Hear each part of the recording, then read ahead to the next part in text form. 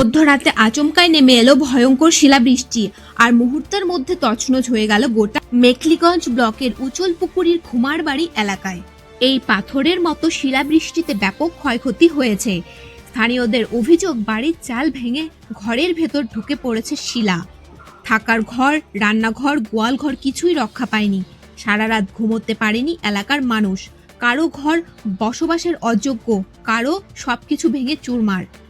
এলাকার বাসিন্দারা জানাচ্ছেন সব শেষ হয়ে গেছে। কোথায় থাকবো, কিভাবে থাকবো কিছুই বুঝতে পারছি না। অন্যদিকে কৃষকদের অবস্থা ভয়াবহ। আলু, তামাক, বেগুন সহ হয়ে গেছে। এক রাতেই জীবিকার পথ বন্ধ হয়ে যাওয়ার আশঙ্কা।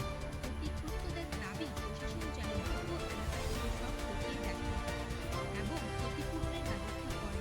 না হলে এই পরিস্থিতিতে বেঁচে থাকাই কঠিন হয়ে পড়বে তাদের জন্য। এই বৃষ্টিতে ঘর বাড়ি সব ভাঙচুর, বড় বড় পাথর পড়ে এখন যে থাকবো কোথায় তার মতো কোনো অবস্থা নাই। আর ওই যে আলুর তো দাম টাম নাই।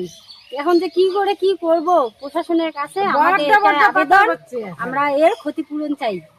কোন কোন ঘরের ক্ষতি হয়েছে? থাকা ঘরে, রান্নাঘরের, গোয়ালি ঘরের, বারান্দা।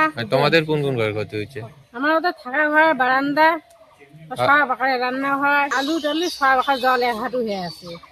আলু যদি কৃষির দাম না থাকে তাহলে এখন কৃষিরা কি করবে? বাড়ি ঘরেরও এই অবস্থা, আমরা থাকবো কোথায়? প্রশাসনের কাছে এটাই আমাদের আবেদন। আর দিদির নাম কি? ক্ষতিপূরণ চাই। গীতা রায়। বাড়ি কোথায়? বাড়ি ধুলিয়া, উচলপুকুরি। দিদির নাম? মিঠু রায়। আমাদের তো ঘর একটাই, মানে পুরো ঘরটায় শিল পড়ে এখন শেষ। আলু টুলু সব শেষ। আমাদের তো বেগুন চাষ হয়েছে, বেগুনও শেষ। এখন কি করে কি করব?